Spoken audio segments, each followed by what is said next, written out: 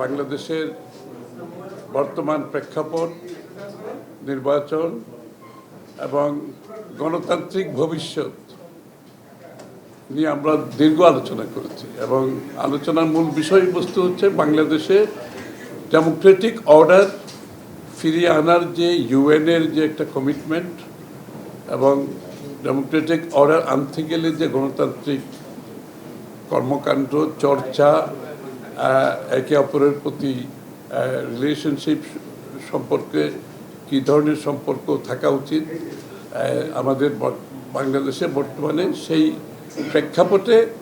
আমরা মনে করি গণতান্ত্রিক অর্ডার ফিরিয়ে আনার জন্য আজকে সকলে মিলে কাজ করতে হবে। এবং সবচেয়ে বড় চাহিদা হচ্ছে এই জনগণের এই মুহূর্তে গণতান্ত্রিক অর্ডার ফিরিয়ে আনতে গেলে একটা খুব সহসা একটা নির্বাচনের মাধ্যমে সেই কাজটা আমাদেরকে করতে হবে। এবং ফেব্রুয়ারির প্রথমার্ধে যে নির্বাচনের আলোচনা চলছে, এটাকে কীভাবে সফলভাবে আমরা সমাপ্তি করতে পারি সেটা আলোচনা হয়েছে রোহিঙ্গার বিষয়টা, রোহিঙ্গা প্রত্যাবর্তন এবং রোহিঙ্গাদের ওখানে যে আজকে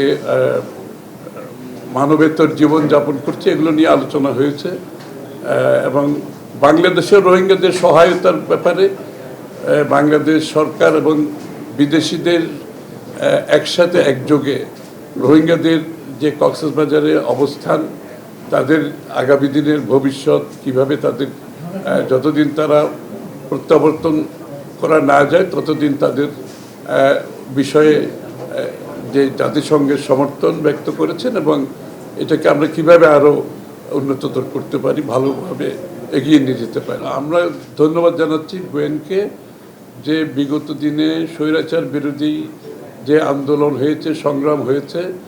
জাতিসংঘের পক্ষ থেকে তার গণতন্ত্রের পক্ষে, মানবাধিকারের পক্ষে ওর যে অবদান সেটার আমরা স্বীকৃতি দিতে চাই আজকে আপনাদের সামনে। অত্যন্ত কঠিন সময়ের মধ্যে জাতিসংঘের পক্ষ থেকে ওর যে ভূমিকা ছিল এটা আমরা তার প্রতি ধন্যবাদ জানিয়েছি আজকে। তার সাহসী ভূমিকা ছিল এবং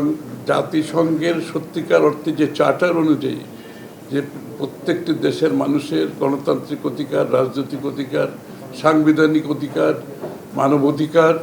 নিশ্চিত করার লক্ষ্যে সে সাহসী ভূমিকা পালন করেছে বিগত একটা স্বৈরাচার আমলে।